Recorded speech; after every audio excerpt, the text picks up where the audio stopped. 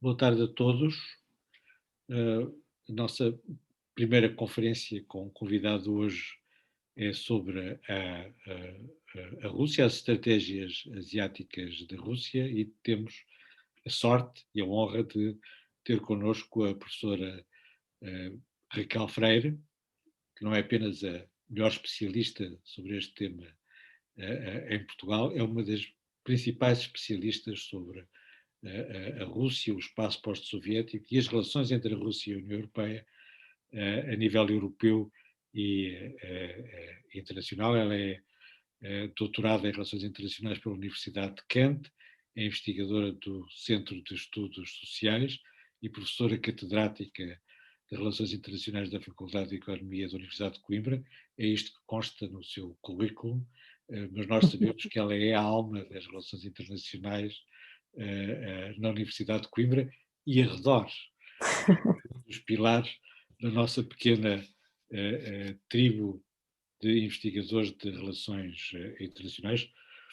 A Galfrey tem uma bibliografia muito extensa e no site dela podem encontrar, na Universidade de Coimbra, podem encontrar muitos dos textos que ela tem publicado, incluindo livros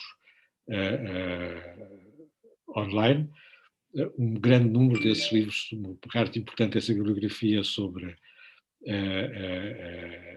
a Rússia de Putin em 2012, um título que depois foi roubado. Devia ter inscrito, devia ter registado a patente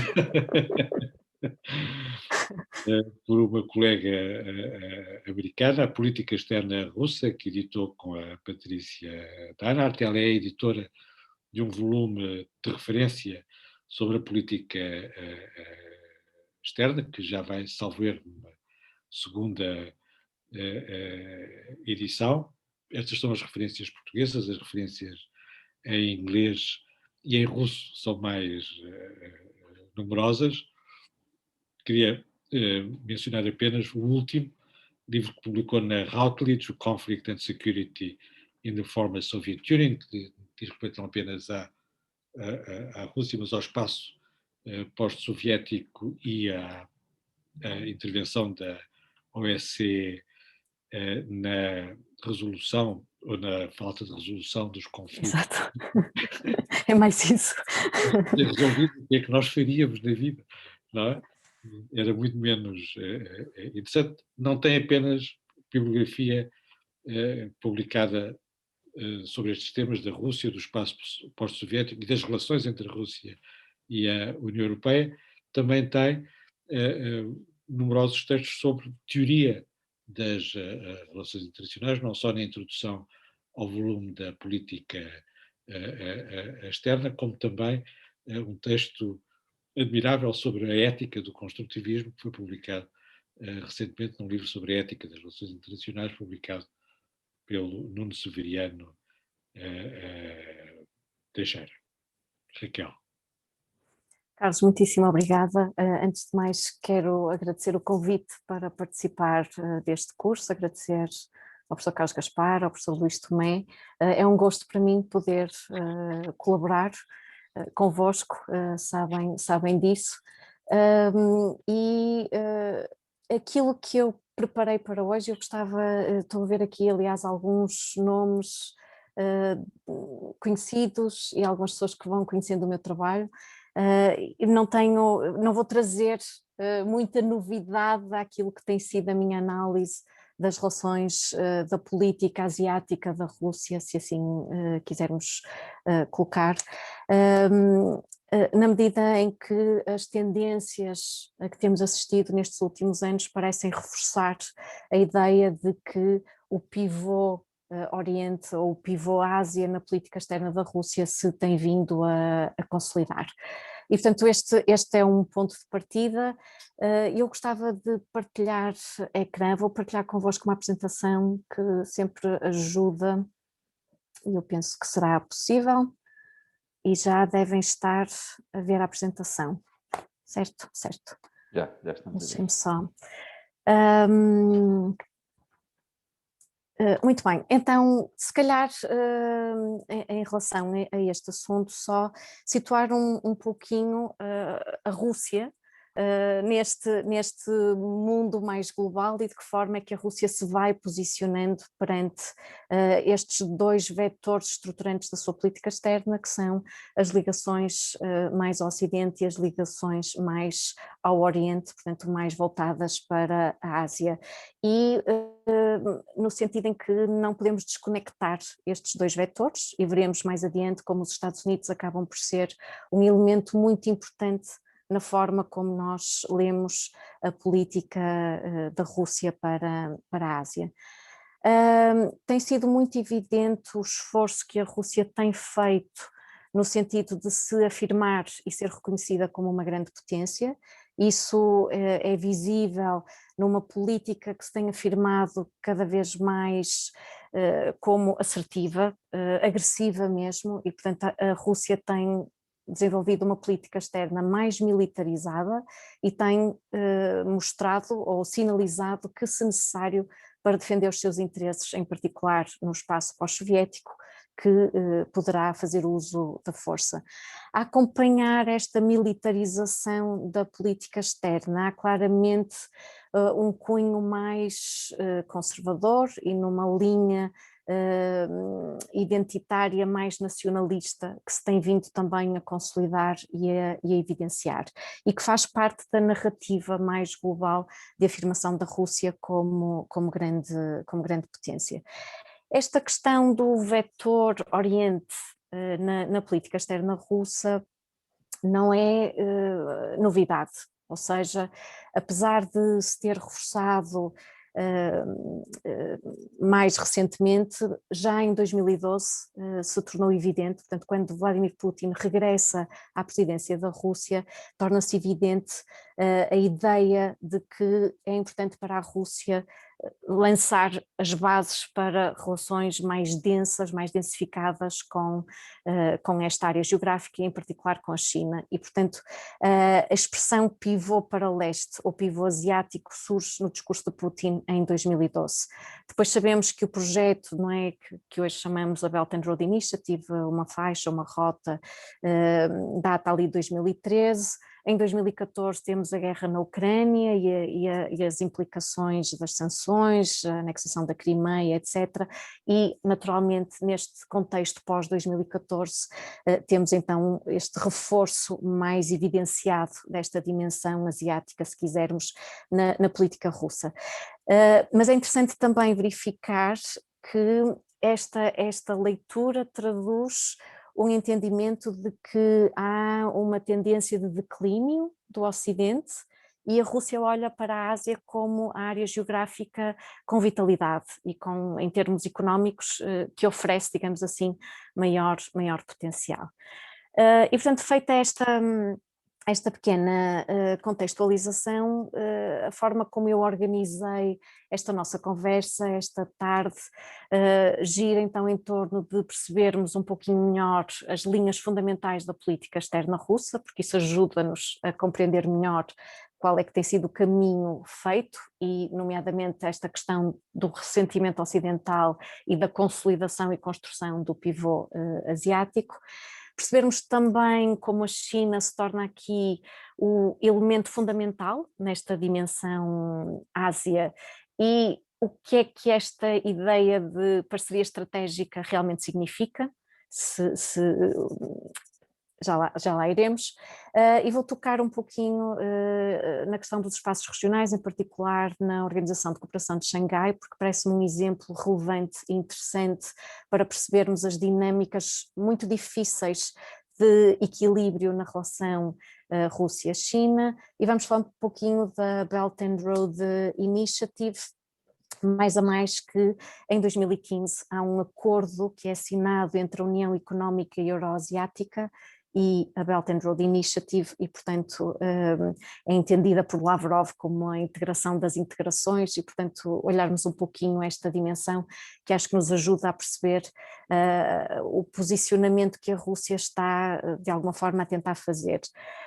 E, portanto, eu dizia há pouco que Não é novidade esta concentração da Rússia na Ásia. Aqui a grande novidade é se de facto este maior envolvimento vai implicar uma mudança estrutural naquilo que são as dinâmicas da política externa russa, ou se é apenas, digamos assim, uma continuação deste jogo de equilíbrios, não é? Mais uma peça neste xadrez de reorganização, enfim, para olharmos a ordem internacional. E, portanto, essa para mim é a grande questão neste momento, é se estas dinâmicas vão levar a uma alteração de fundo na política externa russa, ou eventualmente são parte, digamos assim, deste jogo mais alargado que se vai fazendo neste contexto.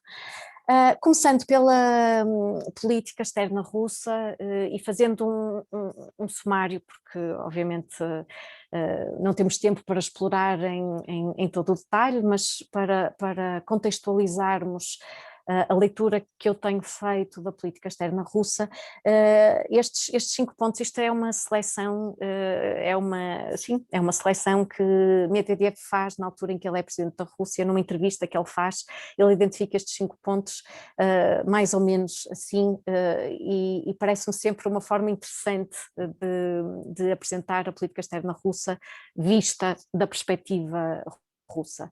E, portanto, a ideia do primado do direito internacional, e aqui coloca sempre a questão da violação do regime de fronteiras na Europa, com a anexação da Crimeia, mas, na realidade, como sabem, a Rússia contesta e diz que não se tratou de uma anexação, que se tratou de repatriamento ou de reintegração de um território, portanto, entende-se como um ato legítimo e, portanto, o primado do direito internacional, o que significa, em termos mais concretos, é que a Rússia entende que a organização preferencial para a gestão das questões da segurança internacional devem ser as Nações Unidas e, portanto, com o seu lugar permanente no Conselho de Segurança, o que a Rússia nos está aqui a dizer é que a Aliança Atlântica deve ter claramente um papel mais diminuído em termos das suas responsabilidades na segurança europeia e, portanto, no fundo, o primado do direito internacional remete-nos para esta ideia das Nações Unidas como responsáveis máximas, digamos assim, pela gestão da segurança internacional. Um outro princípio que tem sido muito evidente e que faz parte desta leitura de grande potência é o da ordem internacional multipolar ou policêntrica, como é muitas vezes usado portanto, nos documentos russos, o termo policêntrico.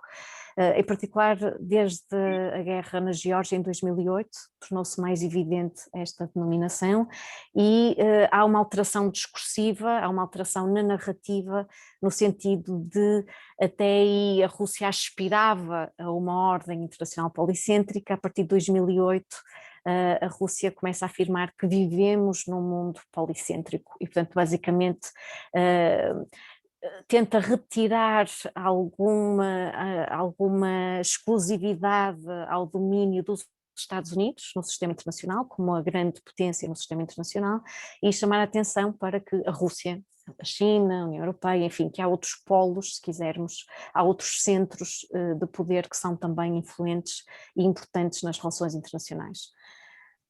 A ideia da política não isolacionista é uma ideia essencial e que traduz o reconhecimento que a Rússia faz de que não pode viver isolada.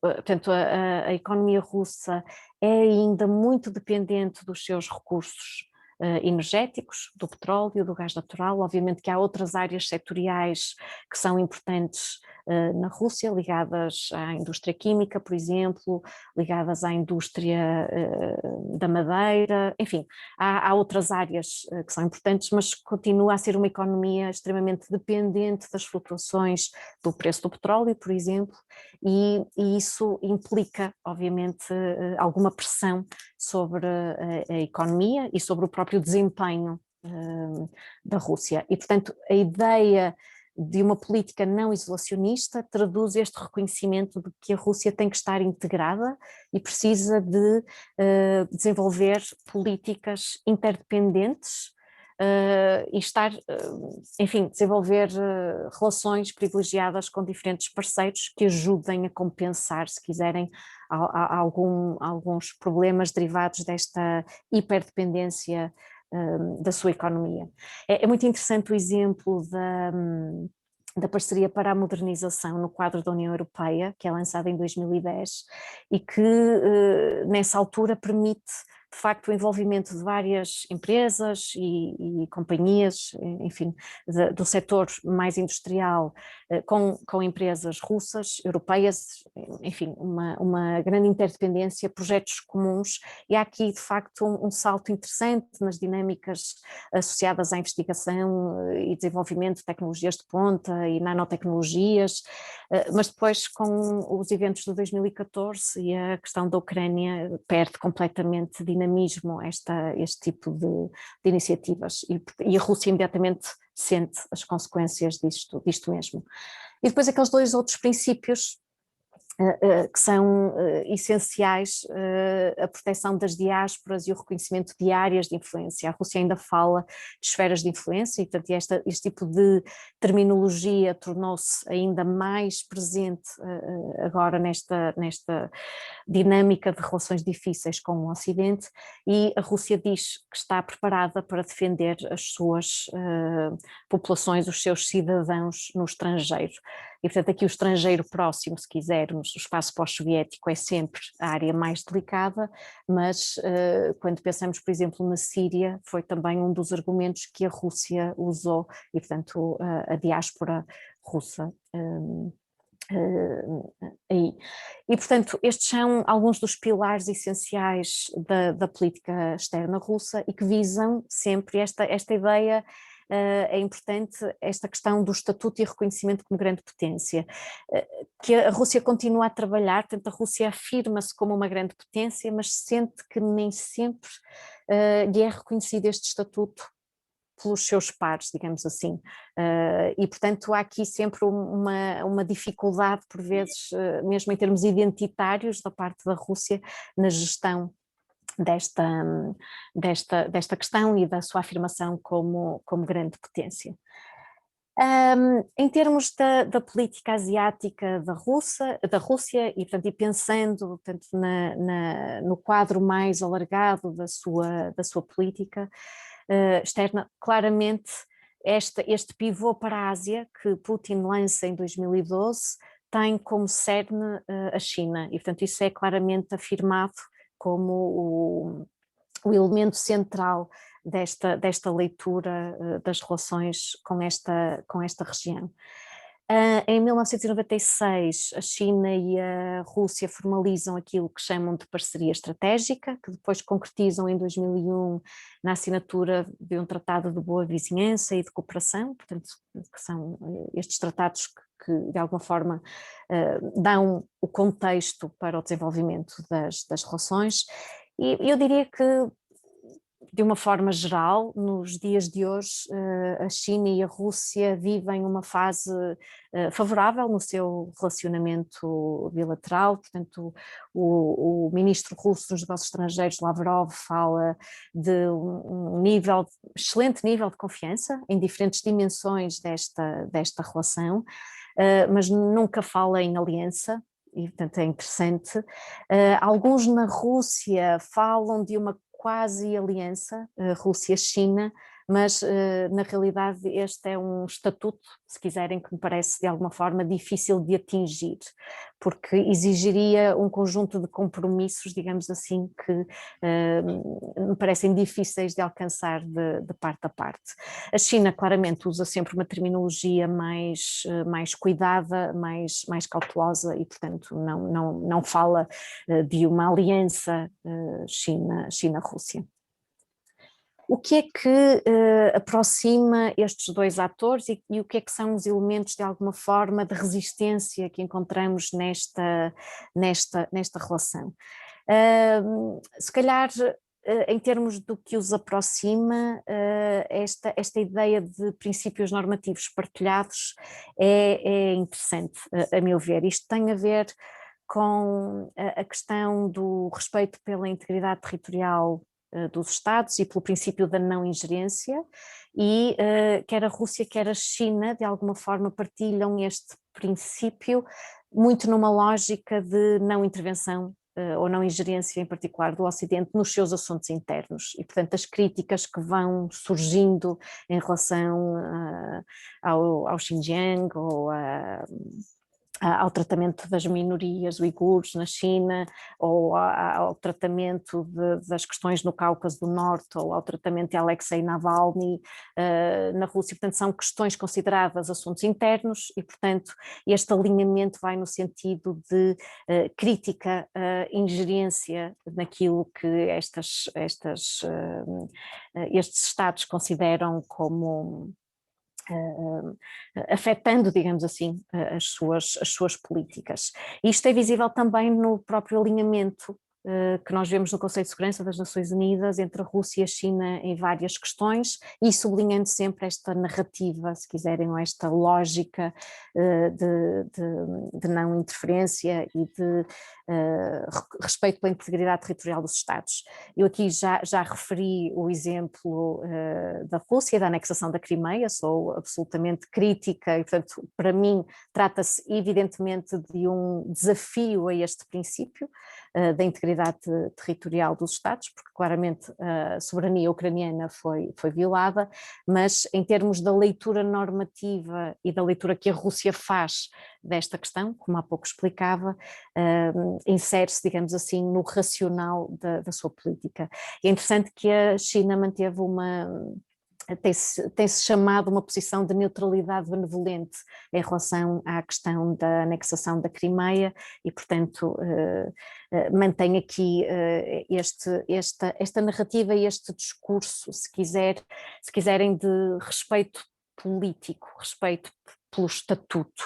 E, portanto, aqui também na questão da lógica das esferas de influência, por exemplo, é interessante que a China tem uma penetração económica bastante elevada no espaço pós-soviético, mas com algum cuidado no sentido de que a Rússia não a sinta como um desafio à influência política russa nesta área. E, portanto, vai havendo aqui, em termos mais normativos, se quiserem, esta ideia do respeito pelo outro e de não haver um tratamento desigual, ou aquilo que a Rússia critica no Ocidente de ser tratado como um parceiro júnior. Portanto, a China é muito cautelosa na forma como se relaciona com a Rússia para que este tipo de percepções, digamos assim, não aconteçam, e, portanto, a ideia do respeito mútuo e do reconhecimento mútuo entre estes dois grandes Estados.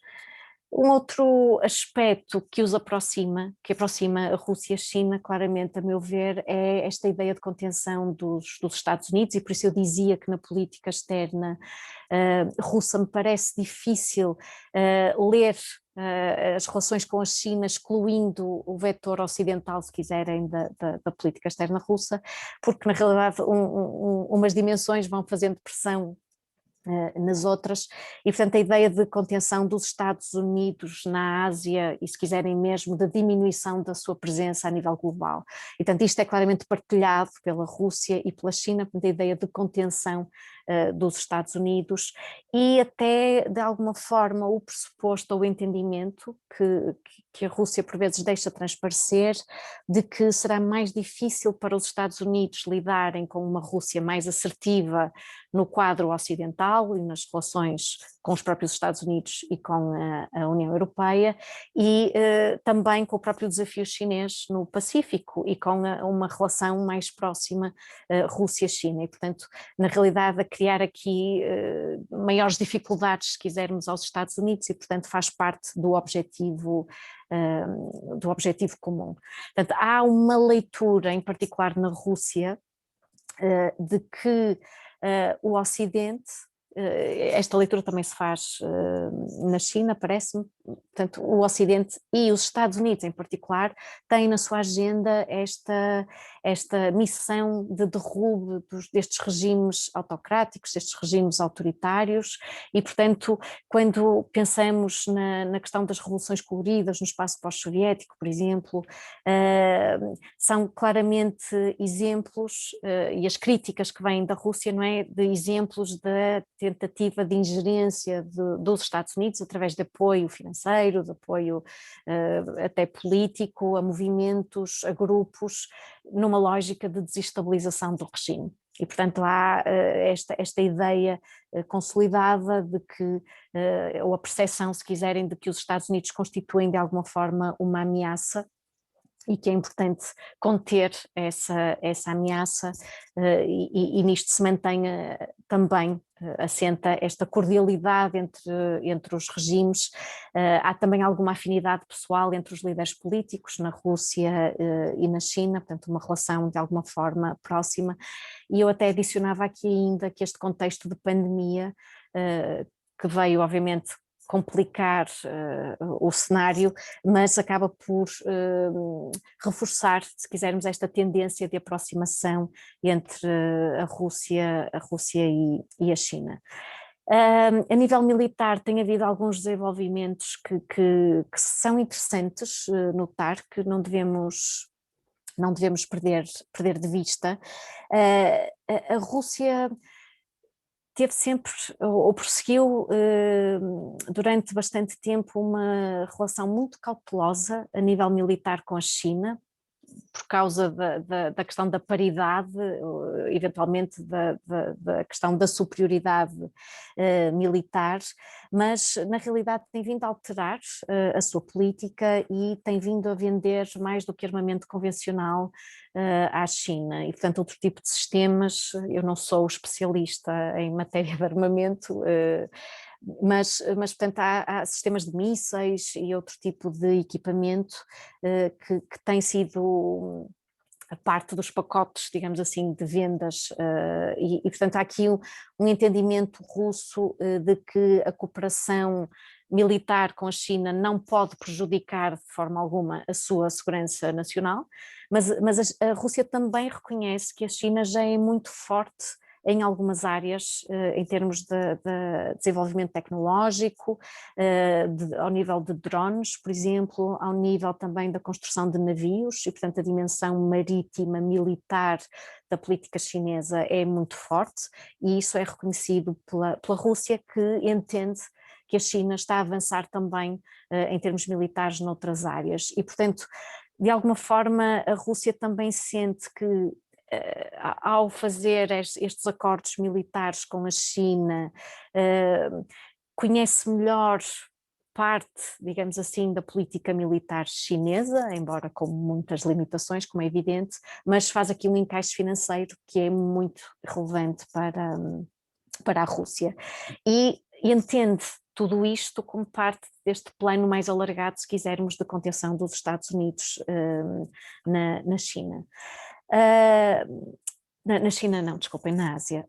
A questão da realização dos exercícios militares conjuntos também é uma dimensão que não deve ser descurada, porque de facto tem havido vários exercícios terrestres, aéreos, navais, e portanto nas várias dimensões de poder, se quisermos assim colocá-lo, o Vostok 2018, o Zentra 2019, com, por exemplo, um destes exercícios visava simular um potencial ataque dos Estados Unidos no Mar do Sul da China. E, portanto, um exemplo, também simular exercícios contra ataques convencionais de outros Estados, contra ataques terroristas, e, portanto, a agenda da simulação é também ela interessante. E, por isso, só para exemplificar os exercícios navais que têm sido feitos, o primeiro exercício conjunto foi em 2015, que foi no Mediterrâneo, e depois disso já houve exercícios navais conjuntos Rússia-China no Mar do Sul da China e no Mar Báltico. E portanto é interessante vermos a ligação, não é, aos espaços geográficos de alguma forma de contenção, onde a China e a Rússia estão a tentar, de alguma forma, posicionar-se. Depois temos a agenda económica e esta é diferente, ou seja, aqui claramente exige uma muito maior assimetria entre a China e a Rússia. Portanto, a economia chinesa é muitíssimo maior do que a economia russa, portanto fala-se em mais de 8 vezes maior do que a economia russa, e portanto estamos aqui a falar de um grande diferencial em termos comerciais, económicos. No entanto, a China tem-se mantido o principal parceiro comercial da Rússia nesta última década e, portanto, há aqui relações importantes e a pandemia vem reforçar esta tendência. Sabemos ainda que a China necessita de recursos naturais e que a Rússia é o principal fornecedor destes recursos à China.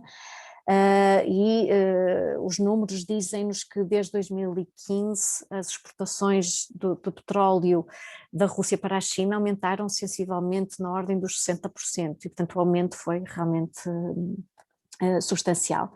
E há a colaboração em projetos conjuntos, como a construção do gasoduto na Sibéria. Aliás, este é um dos projetos mais fortes no contexto da Belt and Road Initiative, o gasoduto Power of Siberia, e que tem sido também uma dimensão importante nesta relação. Em termos financeiros, a Rússia tem tentado diminuir a sua presença ou dependência, se quiserem,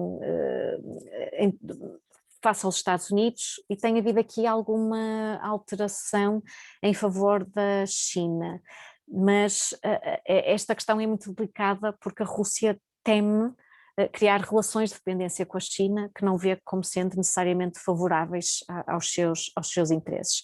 E portanto aquilo que nós temos é claramente capacidades materiais e competição desigual em matéria económica.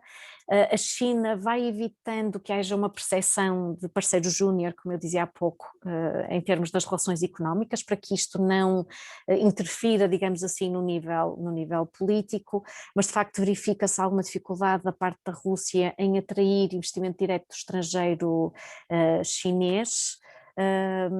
E portanto há aqui alguns receios em termos dos riscos e das margens de lucro da parte das empresas e dos investimentos chineses. Enfim, na realidade o que eu estou a tentar dizer com isto é que há alguma resistência também, mesmo do lado da própria Rússia, em simplesmente abrir os seus mercados à China, portanto há algum proteccionismo económico da parte da Rússia, portanto apesar de precisar de relações interdependentes, tem que ter algum cuidado na forma como gere as relações de dependência. E depois também há aquilo que alguns chamam de nacionalismo tecnológico, portanto a questão do desenvolvimento do 5G e destas questões da área digital a levarem alguma cautela de parte a parte. Depois o grande projeto da Belt and Road Initiative é aqui um elemento também importante. Este projeto, tanto que Xi Jinping pôs em marcha e que recentemente, algum tempo atrás, descrevia como o correr incessante dos rios para os oceanos e, portanto, no fundo a ligação que se faz constante, o fluir constante em termos económicos, o fluir global do capital e o crescimento económico que isto implica, no fundo, na forma como Xi vai descrevendo este grande projeto, mas que a pandemia de alguma forma veio desacelerar, portanto veio desacelerar os motores deste projeto, mas que na sua essência encontra o crescimento doméstico chinês em termos das implicações que tem no próprio desenvolvimento do setor industrial, não é? Chinês. Como sabemos, este projeto tem enfrentado várias resistências em termos da sua expressão. A questão da debt trap diplomacy, portanto, o problema das dívidas e o exemplo do porto de Hambantota no Sri Lanka, não é? É a evidência disto mesmo. Portanto, a incapacidade de pagamento do país acabou por levar à entrega ou à concessão por um período de 99 anos deste porto à China. Isto causou algum mal-estar portanto, tem aqui alguma implicação em termos do significado estratégico e tem implicado também em termos de perdas para a China, porque obviamente a gestão deste porto tem sido economicamente desfavorável. O contexto atual de crise não tem ajudado e, portanto, há vários Estados que neste momento estão a tentar renegociar as dívidas ou pedir mesmo perdão das dívidas à China no âmbito dos projetos, dos empréstimos neste quadro da Belt and Road Initiative. Isto tem levado aqui a alguma gestão cuidada da parte da China, porque se perdoa as dívidas, pode entrar aqui em alguns problemas internos, em termos também das suas finanças, e haver aqui algumas críticas, eventualmente internas, a esta questão. Por outro lado, se a China exige o pagamento de todas as obrigações, pode estar a colocar uma pressão excessiva e tornar isto um problema mais global. E, portanto, a China tem optado, daquilo que eu consigo perceber, por negociações bilaterais e, portanto, dessa forma tentar ir gerindo estas questões que têm surgido neste contexto e também, portanto, no contexto do desenvolvimento deste projeto e agora da pandemia, de alguma forma tentar que a dimensão bilateral possa aqui ajudar a ultrapassar algumas destas questões. Mas possivelmente conhecerão melhor o projeto do que eu. O que é relevante para a Rússia em relação a este projeto da Belt and Road Initiative? Essencialmente, portanto, a Rússia é cautelosa porque entende que há aqui implicações do seu compromisso que são importantes na relação política e na relação económica com a China, e o acordo que se estabeleceu em maio de 2015 entre a União Económica Euroasiática e o projeto da Belt and Road Initiative. E, portanto, Lavrov chama este acordo a integração das integrações. É interessante olhar a forma como Putin descreve a ideia de que são projetos que se complementam de uma forma harmoniosa, nas palavras de Putin, e que levam de alguma forma a parceria económica a um novo nível. Portanto, esta relação económica e, portanto, basicamente a Rússia tem sido um grande beneficiário de alguns dos investimentos feitos no contexto da Belt and Road Initiative, e estamos a falar de cerca de 150 projetos que estão a ser desenvolvidos com a China e que incluem investimentos de larga escala. E, portanto, aquele gasoduto da Sibéria que eu exemplificava há pouco é um dos grandes projetos que cabe neste quadro. E, portanto, o que Lavrov nos diz sobre isto é que é um quadro geopolítico euroasiático, e, portanto, aqui a jogar com esta dupla dimensão, e que deve estar aberta a todos os Estados sem exceções e, portanto, na lógica da integração das integrações. Os países da Ásia Central, que são parte da União Económica Euroasiática, têm algum receio de onde é que isto nos poderá levar, digamos assim, e têm estado a sublinhar a ideia de que é importante o desenvolvimento de relações cordiais com a China, é importante esta questão dos investimentos económicos, mas que é preciso ter cautela quanto a um potencial aumento da influência política chinesa neste espaço, nomeadamente na Ásia Central. A questão política, em termos da estabilidade dos regimes políticos, como sabemos, é partilhada e, portanto, aquilo que alguns Estados da Ásia Central têm estado a fazer é tentar colocar a acentuação mais nesta dimensão política da estabilidade dos regimes e desta partilha de objetivos políticos do que propriamente numa densificação das relações económicas que possa permitir uma demasiada influência ou interferência da China nas suas próprias políticas. Portanto, já estão a perceber que há, na minha leitura, há aqui uma gestão muito difícil e muito complexa que esta dimensão económica implica, porque de facto o poder económico da China não é comparável ao poder económico da Rússia e dos Estados do espaço pós-soviético, e portanto há aqui um receio de que haja demasiada assimetria, e por isso é que me parece que a referência à Organização de Cooperação de Xangai é também interessante neste contexto, porque é uma organização que acaba por traduzir também de uma forma interessante estas ambivalências nas relações entre a Rússia e a China. Portanto, esta ideia dos casamentos de conveniência que se vão sucedendo parece aqui também acontecer. E aquilo que nós vemos no quadro da Organização de Cooperação de Xangai, onde a Rússia e a China são membros, é a Rússia a continuar a sublinhar a dimensão da segurança e a agenda de segurança, que deve ser dominante no quadro da Organização de Cooperação de Xangai, que alguns até têm descrito como a NATO do leste, que é interessante, e a China claramente a colocar a agenda económica como prioritária. E, portanto, a China a puxar a dimensão económica e a não demonstrar grande interesse de que esta organização tenha uma agenda de segurança muito desenvolvida.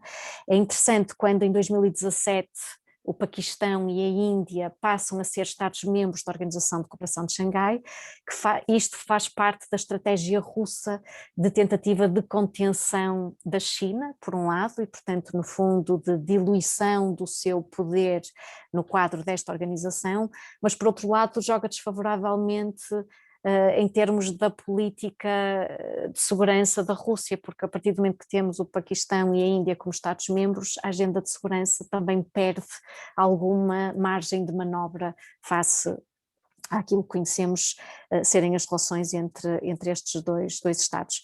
E, portanto, a China vê na Rússia um aliado essencial face aos Estados Unidos. A Rússia, apesar do diferencial, vê na China potencial para crescer e para dinamizar a sua economia, e o pressuposto é de que a assimetria económica não tem necessariamente que significar subordinação política. E, portanto, esta é a leitura ou é a narrativa, se quiserem, que se faz ao nível das elites políticas na Rússia, portanto, de que não tem que haver necessariamente aqui uma leitura de subordinação ou de uma leitura de parceria menos equilibrada, digamos assim. E, portanto, quando a Rússia volta àquela narrativa da grande potência, etc., continua a sublinhar isto mesmo, e no contexto das relações com a China, isto assume, de facto, importância estratégica e simbólica. E, portanto, estamos num nível de alguma fragilidade, eu diria, na política e no posicionamento russo e neste pivô para... portanto, no contexto das próprias relações com o Ocidente, não é? O quadro das sanções e da alteração na presidência nos Estados Unidos. Sabemos que as relações com os Estados Unidos e a Rússia, portanto, não são favoráveis, e, portanto, esta ideia do pivô para a Ásia acaba por ser importante para a Rússia neste contexto atual e num quadro de política externa onde tenta a Rússia encontrar alguns equilíbrios neste desequilíbrio mais global. Mas, de facto, a Rússia encontra-se aqui numa posição algo difícil, porque as relações com o Ocidente estão num nível, como sabemos, muito difícil. As relações com a China estão num nível simpático, mas a Rússia não quer tornar-se demasiadamente dependente da China e, portanto, a gestão destes equilíbrios não é fácil face ao contexto atual e o facto de a Rússia ser uma grande potência, obviamente, no sistema internacional com a qual temos que contar, de facto tem enfrenta algumas limitações ao próprio exercício do seu poder. E, portanto, eu se calhar começaria a concluir e concluiria com este slide que me parece interessante. Eu acho que resume de alguma forma, espero eu, algumas das ideias que eu tentei trazer aqui na gestão destas relações difíceis. Então, a ideia de que em 1989 estamos numa época de oportunidades, de abertura, de mudança, de pensarmos num mundo diferente. Será que estamos a desafiar a ditadura em Beijing, em Pequim, não é? Será que estamos a exigir democracia em Moscovo e, portanto, aqueles anos de transição, enfim, mais idealistas, se quisermos. Depois, a capa da Time em 2014, no contexto da Ucrânia, e que fala de uma Guerra Fria 2, e, portanto, o contexto de congelamento, se quisermos novamente, das relações da Rússia com o Ocidente e num quadro que não era claramente o mesmo da altura da guerra na Geórgia, em que rapidamente houve uma normalização das relações, tanto o que aconteceu na Ucrânia, a anexação da Crimeia, portanto houve aqui o ultrapassar de uma série de linhas vermelhas que não permitiram que facilmente, digamos assim, se procedesse à normalização destas relações, e já mais recentemente, em 2017, esta capa da Time que diz China won, e portanto, no fundo, a ideia de que a China é hoje uma potência incontornável na política mundial e, portanto, que tem que ser olhada com olhos bem abertos, olhos em bico, eventualmente, como o Carlos referia no início. Quanto à política asiática da Rússia, parece-me que será para manter, mas sempre nesta lógica e neste espírito muito pragmático, de forma a tentar gerir estes diferenciais da forma que mais lhe convém e a beneficia. Mas os desequilíbrios nos alinhamentos russos poderão acabar por constituir algum entrave à sua afirmação enquanto grande potência. E se cá terminaria por aqui, para podermos ter tempo para conversar um bocadinho sobre todas estas questões e estes desafios. Obrigada pela vossa atenção. Muito obrigado, uma magnífica exposição. Está praticamente tudo dito. O defeito das ótimas exposições são que levantam imensas questões e estimulam imenso o debate. Eu queria sublinhar pela minha parte um ponto, que parece ser o ponto central na exposição da professora Raquel Freire, que é a ideia de que a Rússia tem uma política de equilíbrio, quer em relação aos Estados Unidos, quer em relação à China. E, de certa maneira, há uma continuidade fundamental nessa estratégia de equilíbrio, nessa lógica de balança do poder, e nesse sentido a resposta que ela nos está a dar à questão que pôs no princípio é de que não há, depois de 2014, com o pivô oriental, na fórmula russa trata-se bem de um pivô oriental e não de um pivô para a Ásia, e há uma diferença semântica que não é irrelevante para o estudo das narrativas. Não há uma mudança fundamental antes e depois de 2014. De certa maneira, antes e depois de 2014, a fórmula estratégica da Rússia pós-soviética é consolidar o seu estatuto como um dos vértices do triângulo entre os Estados Unidos, a China e a Rússia, naturalmente, e a Rússia é o único, neste momento, que pode fazer ao mesmo tempo alianças ou parcerias, se quiserem uma linguagem mais casta, parcerias quer com a China, quer com a Rússia, ou se quiserem mesmo, que o único que pode fazer alianças quer com a China, quer com os Estados Unidos. A Rússia é o único que pode fazer alianças com os outros dois, na condição de nunca as fazer. A forma pode parecer paradoxal, mas justamente É isso mesmo.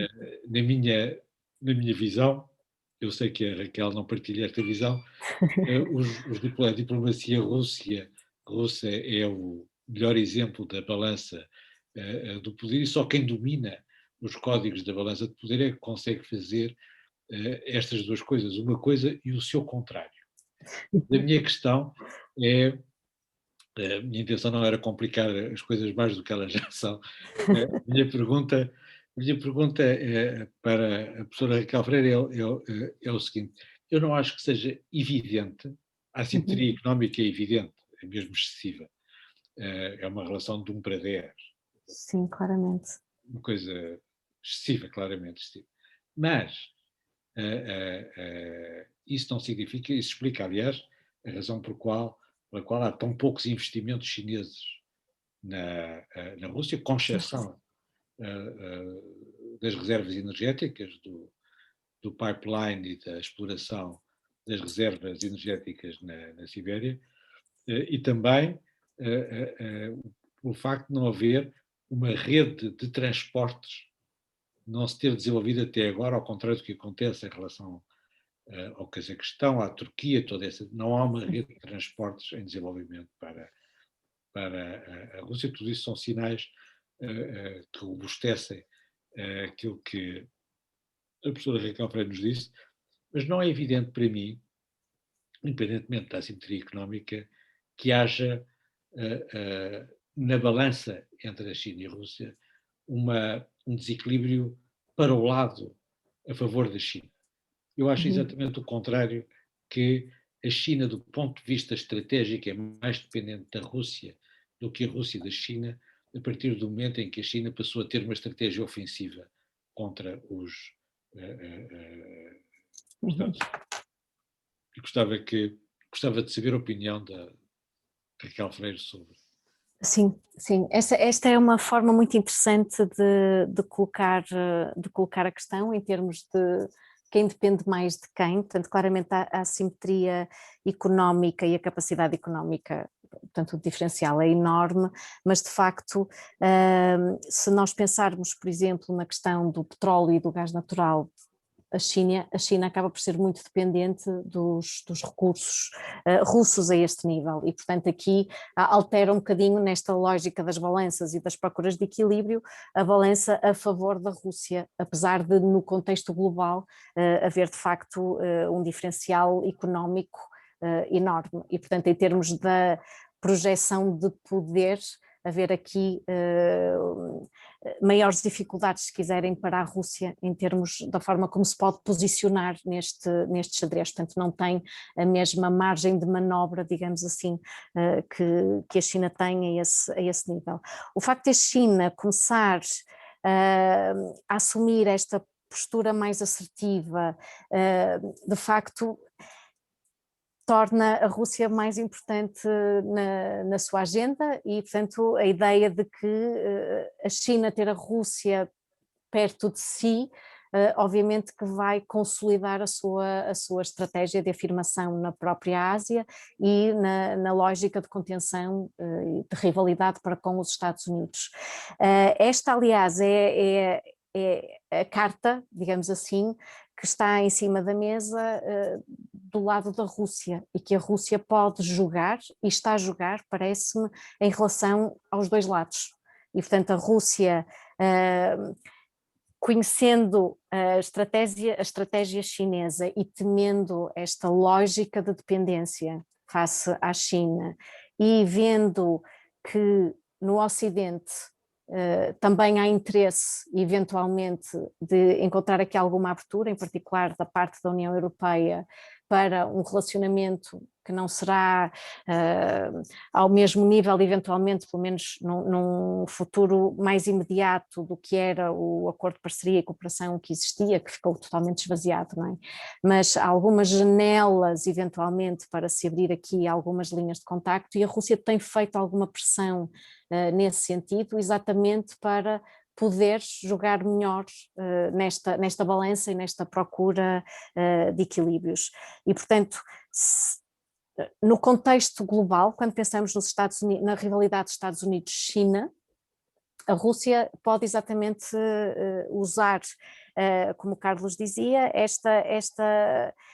a sua própria posição enquanto in-between player, digamos assim, para tentar tirar maiores dividendos. Agora, as relações com os Estados Unidos e com a União Europeia estão difíceis, e aquilo que eu vejo é, na aproximação que a Rússia faz à China, tenta colocar pressão no Ocidente, para que aqui se encontre algum canal ou via de diálogo que exatamente permita à Rússia efetivamente jogar nestes dois lados de forma mais ganhadora.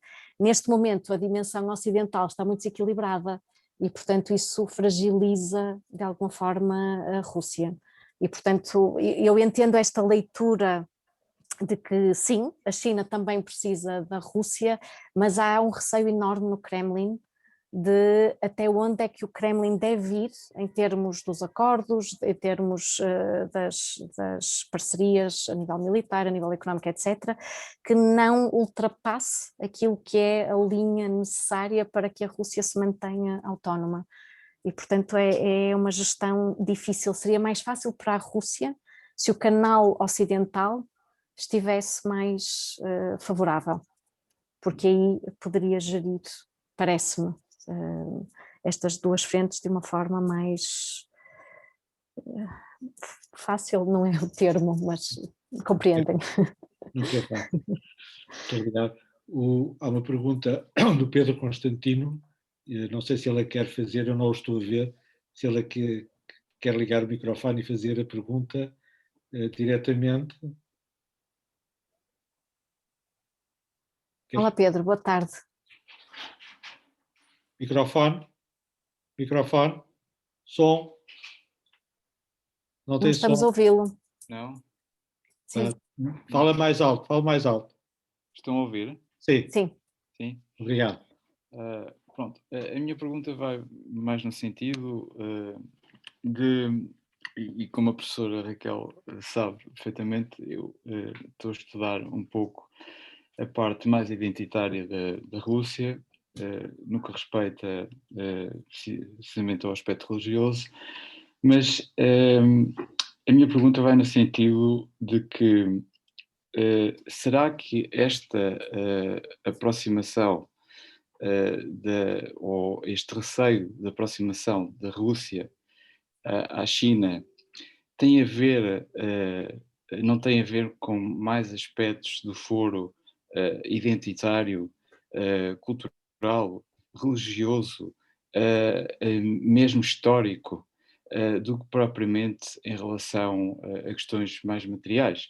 E a minha pergunta vai no sentido de se, por acaso, um dia no futuro, existir, suponhamos, um conflito, e não estamos muito longe disso, temos, por exemplo, o caso de Taiwan, por exemplo, entre o Ocidente, tanto os Estados Unidos, também aqui incluído um pouco a NATO, tanto a União Europeia, até que ponto é que a Rússia tomará parte numa situação destas da China? Porque eu vejo isto um pouco não tanto por questões, portanto, porque neste momento nós estamos a assistir a um relacionamento pronto, de alguma nova aproximação, que eu penso que será por conveniência, dado as sanções do Ocidente em relação à Rússia, mas não estou a ver a Rússia a longo prazo estabelecer um contacto mais um relacionamento mais aprofundado com a China. E eu gostava portanto, de fazer essa questão, se tem a ver com mais questões de foro identitário ou questões propriamente de foro material. Obrigado. Cal. Posso avançar? Então, a questão identitária é sempre uma questão muito interessante. Aliás, a definição da Rússia, não é, como uma potência euroasiática é de alguma forma interessante neste contexto. Portanto, por norma, ou mais frequentemente, a Rússia assume-se como uma potência europeia, mas vai jogando esta dimensão euroasiática, e a potência euroasiática tem vindo a ser reforçada no discurso russo, também fruto das circunstâncias atuais e de que temos estado a falar. No caso concreto das relações da Rússia com a China, acho que há um olhar muito pragmático da parte da Rússia para esta relação, e claramente eu diria que os fatores materiais, e se quisermos pensar os fatores económicos, os fatores relacionados com a energia, com o investimento, os fatores a nível da cooperação militar, dos exercícios militares, têm aqui uma dimensão muito, muito forte e muito preponderante. Claro que há a partilha, em termos, são regimes que se identificam como, em termos dos princípios, são muito diferentes, mas ao mesmo tempo há aqui uma proximidade naquela lógica mais normativa de que falava no início, não é? De partilha de alguns princípios em termos da ideia de não ingerência, enfim, de respeito pelo autoritarismo, e portanto há aqui obviamente esta parte, se quiser, que podemos considerar até mais identitária e que passa até como eu referi, às relações amistosas entre os presidentes. Portanto há aqui uma partilha de alguns valores, se quisermos colocar nestes termos, mas há uma linha de pragmatismo muito clara na forma como a Rússia tem vindo a lidar com a questão da China. E, portanto, se esta linha mais identitária ajuda a dar alguma coerência a esta dimensão oriental, não é, na política russa, penso que sim, isso poderá até ser bastante evidente, mas em termos muito concretos e das políticas que estão em ação, eu diria que há aqui uma dimensão muito, muito clara em termos económicos e militares, e o que é que isto representa efetivamente nas relações entre os dois. E, portanto, a ideia da balança de poder e desta gestão dos equilíbrios parece muitíssimo presente nesta relação, e de facto ajuda-nos a compreender, a tentar compreender, porque de facto a complexidade é enorme, de alguma forma a ambivalência, a própria ambivalência russa, não é? Que precisa dos investimentos, que precisa deste maior entrosamento, mas simultaneamente tem receio de se tornar demasiadamente dependente, e portanto aqui o discurso mais identitário ajuda em termos do contexto que permite dar de pano de fundo para mostrar obviamente as relações de maior proximidade entre as partes, e funciona bem em termos da retórica face ao Ocidente, parece-me, mas há aqui, eu diria, uma dimensão muito, muito material, muito presente. Em relação a um conflito violento que possa escalar, em que a China se envolva, não estou absolutamente certa que a Rússia pretenda um envolvimento direto nesse conflito, e portanto poderá haver da parte da Rússia,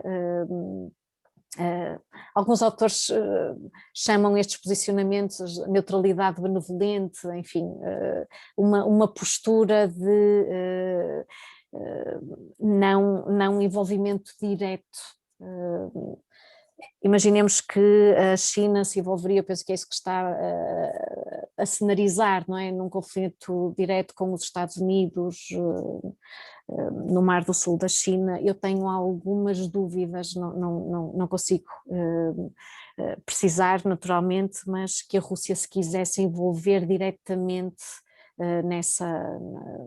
numa situação de violência armada nesse contexto. Portanto, poderia haver outro tipo de colaborações, digamos assim, mas o envolvimento direto, tenho algumas dúvidas em relação a isso. Posso estar completamente enganada, é uma questão difícil, mas tenho algumas dúvidas. Muito obrigado. Visto do ponto de vista da diplomacia russa, a boa resposta à pergunta do Pedro Constantino é dada pelo Pacto Urbano-Soviético. Foi uma forma da União Soviética não entrar na Segunda Guerra Mundial em 1939. Apesar de tudo, é a mesma, há uma certa continuidade, não digo entre a União Soviética e a Rússia, mas entre a diplomacia dos anos 30 e a diplomacia russa atual. Nuno Campos, quer ligar o seu microfone? Nuno Campos? Sim. Estão a ver? Boa tarde. Sim. Antes de mais, é um gosto enorme estar a assistir mais uma aula da professora Maria Reza Frei. Já não é a primeira vez e é um gosto sempre.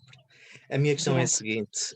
Recentemente li um artigo que referia que desde 2005, na primeira cúpula do ASEAN em Moscovo, não houve ganhos muito significativos em termos estratégicos para a Rússia dentro desse fórum, ou pelo menos que fossem muito visíveis. Eu gostaria de saber qual era a sua leitura disso, tendo em conta os interesses da Rússia na região que aqui nos apresentou, e se por outro esse fórum poderia ser aproveitado com os Estados que lá estão para não haver uma dependência tão grande da China e uma parceria mais estratégica com os outros Estados da região. Eu não sei se eu queria fazer outra questão no final, que era também para o professor Carlos Gaspar, não sei se é possível, um comentário. Claro que sim.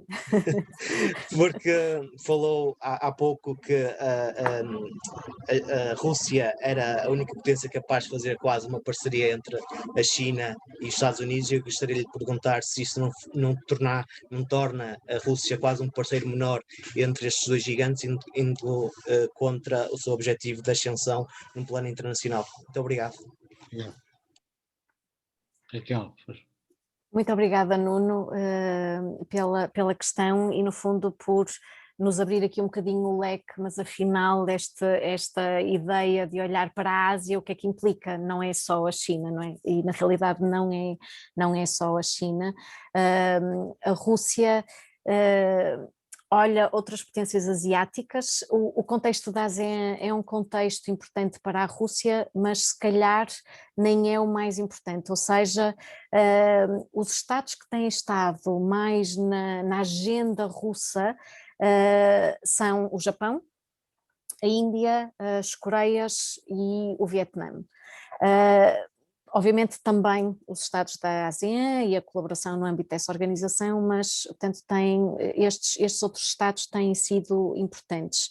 O caso do Japão é particularmente interessante porque entra nesta lógica que temos estado aqui a falar da procura dos diferentes equilíbrios. É muito interessante porque temos ainda uma disputa territorial, tanto as ilhas, os territórios do norte ou as Corilhas, e portanto a ideia é, as negociações têm sucessivamente falhado entre o Japão e a Rússia, mas não têm invalidado que haja cooperação a nível político e também a nível económico entre as duas partes.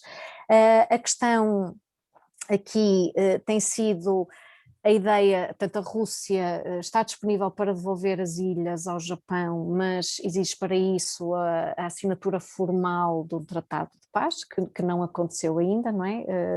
Após a Segunda Guerra Mundial, e nas negociações a Rússia tem claramente condicionado, se quisermos, a assinatura deste tratado de paz a uma diminuição da presença militar americana e de alguma forma do apoio dos Estados Unidos ao Japão, o que obviamente é aqui uma condição difícil e, portanto, enfim, as negociações não conseguem avançar porque há aqui esta questão. E, portanto, por um lado, a Rússia vê no Japão um parceiro interessante na lógica também de contenção da China, e considera o Japão aqui uma potência de primeira linha, se quisermos, nesta lógica de contenção. Mas, por outro lado, esta proximidade Japão-Estados Unidos cria dificuldades à Rússia, naturalmente. E, portanto, há aqui uma relação interessante, digamos assim. A Índia é também um caso interessante porque a Índia é reconhecido como um ator importante e com o qual a Rússia tem também vindo a consolidar relações e, portanto, na realidade a Índia até uns anos atrás era um mercado muito importante para o armamento russo, mas ficava-se por aí, digamos assim, a relação. E, portanto, tem sido nestes últimos anos que a dimensão também mais comercial e do investimento, tem havido grandes investimentos de empresas indianas em empresas russas ou projetos russos associados às questões da energia e, portanto, do petróleo. Isso obviamente altera aqui um bocadinho a percepção e a leitura das relações da Rússia com a Índia. Eles também partilham alguns destes objetivos comuns e, portanto, a ideia de uma ordem internacional multipolar, por exemplo, é uma ideia que é comum aos dois. A Índia, por exemplo, foi crítica das sanções que foram impostas à Rússia após a anexação da Crimeia e, portanto, a questão do Donbass. E, portanto, há aqui algumas afinidades que acabaram por se ir consolidando e a Rússia, como eu referi há pouco, abriu caminho à integração da Índia na Organização de Cooperação de Xangai e, portanto, mais uma frente, digamos assim, em termos diplomáticos. No quadro dos BRICS, também as relações da Rússia com a Índia têm sido relações de bastante cooperação e, portanto, por um lado, a relação com a Índia é também importante nesta lógica de contenção à China e, portanto, neste reforço da dimensão Ásia, se quisermos, na política externa russa, mas por outro lado também sabemos que há um alinhamento das democracias e há aqui uma ligação Estados Unidos-Índia que é importante e que obviamente dificulta também de algum modo a gestão, digamos assim, ou eventualmente uma proximidade mais reforçada entre a Rússia e a Índia. E, portanto, há aqui uma gestão em diferentes frentes. A Rússia retomou as bases militares que tinha no Vietnã, por exemplo, portanto a sua presença militar, portanto está a fazer uso de bases aéreas, por exemplo, nesse país, e portanto a Rússia vai jogando nestas diferentes frentes, tentando manter relações amistosas, porque entende que é importante estar nesta primeira linha, digamos assim, de Estados que também já manifestaram alguma cautela e algum receio em relação a este crescimento da China, não é? E ao domínio da China, mas é evidente também que na agenda de política externa russa, ainda assim, e apesar do desenvolvimento de relações diplomáticas e políticas nestas diferentes frentes, a China continua a ser claramente o ator principal. E por isso aquele comentário que o Carlos fazia há pouco, e muito bem, não é? Do pivô oriental, que é diferente do pivô Ásia, não é? Apesar de na política externa russa se falar dos dois termos, na realidade aquilo que nós temos é mais um pivô oriental em marcha do que propriamente um pivô Ásia, porque há aqui todas estas dimensões que de alguma forma contribuem também para que assim seja. Obrigada. A posição da Rússia no triângulo, Rússia, China, Estados Unidos, a posição preferencial da Rússia, e aquela que é mais realista, é de ser um fiel da balança, mais do que ser um swing state. E, aliás, é essa a posição ideal para uma potência como a Rússia na conjuntura em que os Estados Unidos são mais fortes do que a Rússia e a China na dimensão económica e, eventualmente, também em certas dimensões críticas tecnológicas, é competitiva em relação à Rússia, e já não é nada mau ser o fiel da balança. Joana Lopes, quer fazer a sua pergunta? Se faz favor. Sim, boa tarde. A minha pergunta está relacionada com a aliança entre a Rússia e a China. A senhora professora Raquel Ferreira falou da aliança militar. Eu queria falar na perspectiva da vacinação e do Covid-19. A pandemia mostrou que houve casos muito conhecidos no Ocidente de países que compraram mais vacinas do que precisavam e que não as distribuíram pelos mais necessitados. Houve países, pronto, que eram produtores e que não quiseram libertar vacinas. E isso contribuiu para que uma imagem de algumas democracias não fosse a mais favorável atualmente. E a minha questão prende-se com a notícia que saiu, acho que ontem, de que a China e a Rússia iam colaborar para fazer a distribuição de vacinas nos países do chamado Global South. A minha questão é, será que isto é uma tentativa já mais concreta de se substituírem aos países do Ocidente, no Global South, nos países mais pobres do mundo, com a sua presença e a sua influência? Portanto, formar um maior apoio e alargarem esse apoio, portanto, nesses países a outras áreas além das vacinas. Portanto, talvez na área política, na área económica. Muito obrigada. Obrigado. Raquel. Esta é uma questão interessante e não é nova. Ou seja, esta ideia do alinhamento russo e chinês numa lógica de apoio aos países em desenvolvimento e, portanto, de reforço das relações Sul-Sul já era evidente no quadro dos BRICS e na narrativa dos BRICS, não é?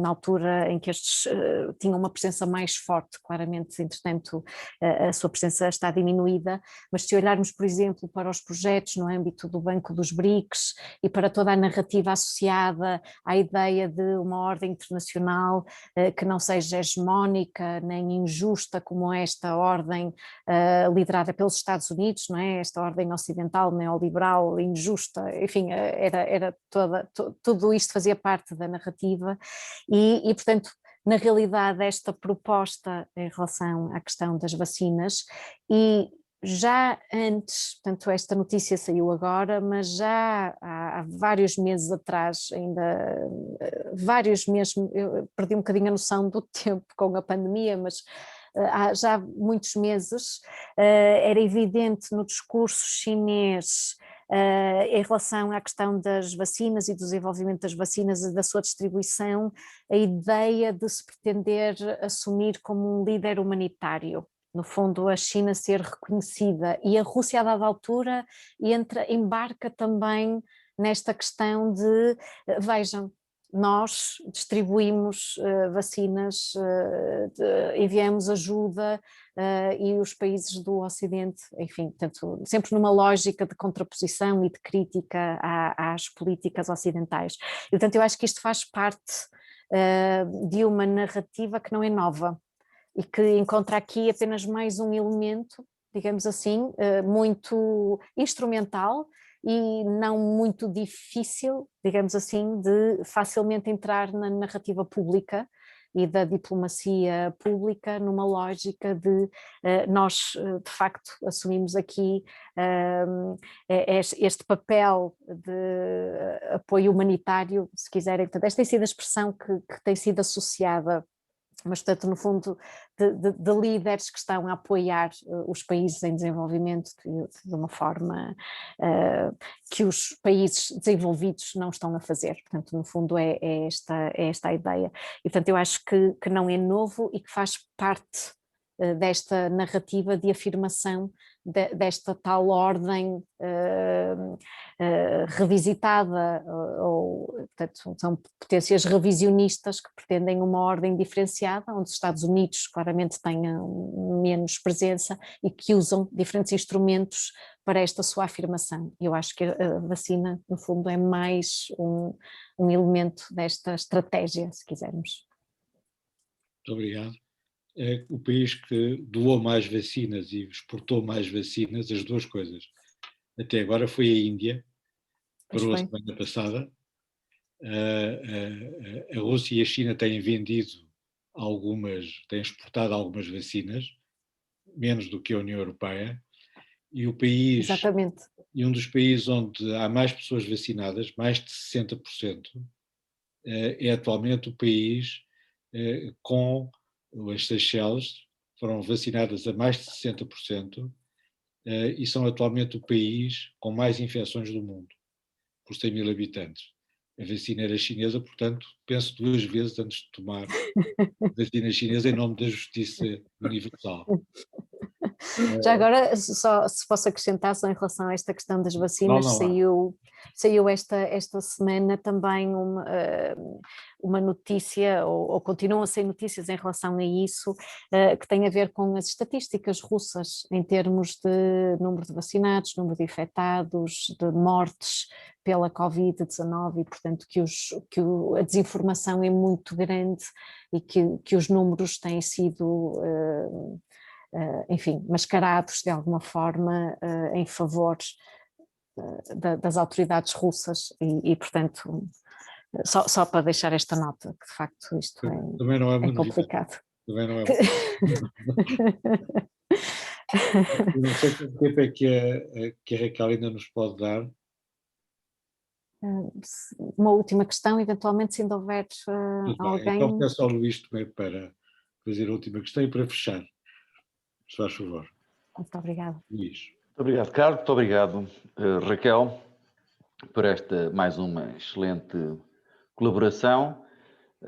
Vimos aqui o cruzamento de uma perspectiva construtivista, a tua, Raquel, e a perspectiva realista do professor Carlos Gaspar. A minha é um bocadinho mais na lógica das teorias da complexidade e do caos, da abordagem eclética, sobretudo porque, quer dizer, quando nós pensamos nos sistemas complexos adaptativos, que vêm das teorias do caos e da complexidade, acho que se adequam perfeitamente ao sistema internacional atual, porque rejeitam as ideias de linearidade e de previsibilidade que a gente frequentemente vê nas descrições da política internacional. E quando pensamos em China, Estados Unidos e Rússia, há muitas vezes essa tendência de linear, e, portanto, é tudo muito simples. Está com aquele, está com o outro, se houvesse um conflito estaria ou não estaria, mas tudo se resume assim a uma visão que para mim é demasiado redutora, porque a realidade é que ninguém controla as variáveis todas. Claro. E mesmo os decisores políticos dos Estados Unidos ou da China ou da Rússia, e todos os outros, não controlam variáveis. E, portanto, há coisas que não resultam de opções suas, vão resultar do comportamento e de dinâmicas porventura nem sequer antevêem neste momento. Por isso, estes desenhos simplistas, é bom trabalhar com cenários e com hipóteses. E é aí que depois eu queria chegar para a minha questão. Por um lado, porque, concordando com a tese do Carlos sobre a posição da Rússia em relação a este balanceamento Estados Unidos-China, Ocidente-China, há um outro país que também está muito nessa linha, que é a Índia. A Índia também é um daqueles atores cruciais que tanto pode pender para um lado como pender para o outro e que está a ser disputado por ambos os lados. Ora, para não estar outra vez a repisar o Ocidente e a NATO e os Estados Unidos, é no caso da Índia que eu gostava de centrar a minha questão para ouvir a tua opinião, Raquel. Porque a Rússia, eu continuo a dizer que pode vir a ser o fator China o decisivo para aproximar a Rússia do Ocidente. Porque a Rússia tem a China nas suas fronteiras. E, portanto, todo o peso e a ascensão do poderio chinês se faz sentir logo na Rússia. Mas o balanceamento implica também a Índia. E não sei até que ponto é que a Rússia conseguirá ser bem sucedida nessa lógica de balanceamento Ocidente versus China, que neste momento está em total articulação estratégica com Pequim por causa de uma frente unida face ao Ocidente, mas as coisas são muito menos claras entre a Índia e a China. E até é positivo alguma tensão entre Nova Delhi e a China para a estratégia da Rússia, creio eu, mas se a tensão aumentar, pode ser muito delicado para a Rússia gerir numa situação acrescida de tensão entre a Índia e a China. E tanto que, aparentemente, a Rússia tem estado a mediar,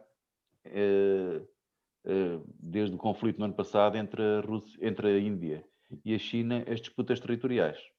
Precisamente porque a Rússia tem tudo a perder com um aumento grave de tensão entre a Índia, velho parceiro que a Rússia quer preservar, e a China, cada vez mais inquietante para todos.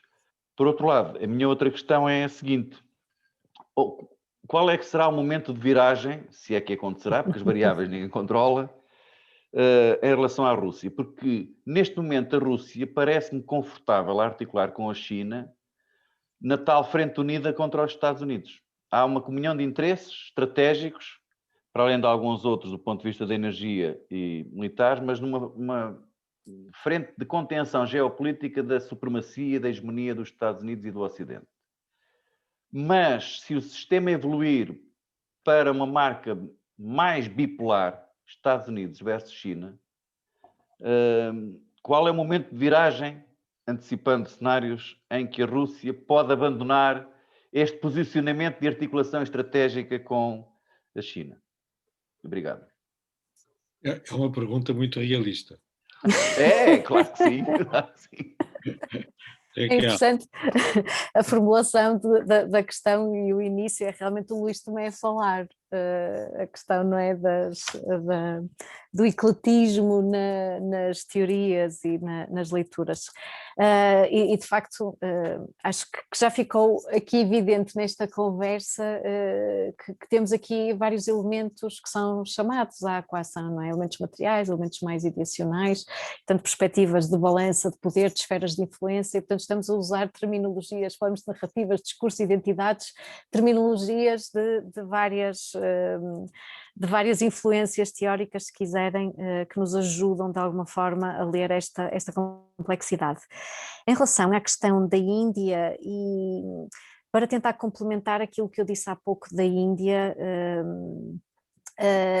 aquilo que eu consigo perceber, e pode ser uma leitura, porque, como sabem, eu vou lendo sobre isto, mas o meu conhecimento é menos aprofundado em relação a este país, e portanto eu peço desculpa aqui eventualmente por não poder entrar em algumas leituras mais detalhadas, mas daquilo que eu consigo perceber do que vou lendo sobre Rússia e China e este quadro mais alargado da Ásia, onde a Índia acaba por entrar, a Índia é entendido como um parceiro não de primeira linha, mas de segunda linha, o que é de alguma forma interessante. Não desmerece de todo o papel da Índia neste quadro, que é a Ásia e a sua importância nestes alinhamentos, mas a China considera a Índia não como um parceiro igual,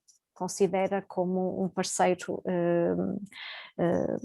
enfim, um pouco, desde segunda linha não é muito simpático, não é assim muito bonito, mas percebem, acho que conseguem perceber a ideia que eu estou a tentar aqui transmitir.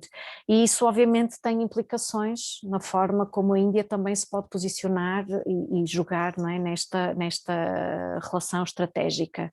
Se calhar aqui a dimensão mais interessante é a dimensão da Organização de Cooperação de Xangai e como a Rússia faz este esforço diplomático e exigiu negociação com a China para trazer a Índia para este fórum. E portanto eu acho que isso mostra um reconhecimento da parte da Rússia de que esta relação com a Índia é importante, e o reconhecimento de que a Índia pode ajudar nesta lógica da procura de equilíbrios, de que temos estado aqui a falar desde o início, não é? E nesta lógica de tentar de alguma forma contrabalançar eventualmente um poder lido como excessivo da parte da China pela Rússia. E esta leitura vai sendo feita, não é? E portanto a Índia, eu concordo que é um ator que se vem afirmando e parece-me que está a ganhar também algum terreno. Enfim, agora enfrentei o desafio da pandemia e tudo isto tem implicações nas políticas, mas a Índia para mim, na leitura que faço, é um ator incontornável na Ásia e vai ser sempre muito importante nesta relação de equilíbrios em relação às políticas chinesas, e poderá aqui na frente mais ocidental, se quisermos, da questão, ser um parceiro importante, sendo que a Rússia também tem procurado, como é evidente destas ações e no quadro dos BRICS também, manter aqui relações cordiais e este canal aberto. E portanto, sem te responder diretamente, dei assim a volta. E a última questão é uma questão de facto que eu acho que não tenho nenhuma resposta para ela, em termos do que é que pode ser o momento de viragem, porque na realidade eu continuo, eu vejo aquela expressão do Carlos do Fiel da Balança, é uma expressão que eu acho que reflete bem o papel que a Rússia gostava de ter na gestão destas relações. E, portanto, a Rússia continua um bocadinho ainda no swinging, e agora um bocadinho menos, mas ela de facto não é ainda o fiel da balança, porque as relações com o Ocidente estão no estado em que estão. Mas eu não vejo eu vejo mais a Rússia a tentar gerir as duas dimensões e a usá-las em seu benefício, do que propriamente a fazer opções direcionadas. E, portanto, a minha aliança é com a China contra os Estados Unidos, ou a minha aliança é com o Ocidente contra a China. Vejo mais a Rússia a tentar jogar e posicionar-se como aquele elemento estratégico no qual todos têm interesse, ou os Estados Unidos, o Ocidente tem interesse, a China tem também interesse, e aí ganhar efetivamente o estatuto que pretende, o reconhecimento que pretende, e maior margem de manobra em termos do que é a sua política externa e os benefícios que daqui pode tirar. E, portanto, eu vejo mais a Rússia neste jogo, portanto, a pretender fazer este jogo, e está com muitas dificuldades atualmente, exatamente porque está desequilibrado, do que propriamente a leitura de que não atualmente são os melhores amigos e há aqui esta relação estratégica claríssima com a China. Há de facto aqui relações que se têm vindo a densificar, mas também numa lógica de pressão ao Ocidente, e portanto eu nunca retiraria isto da equação. Portanto, a minha leitura seria sempre de maior complexidade e de menor simplicidade em termos da forma como a Rússia se posiciona.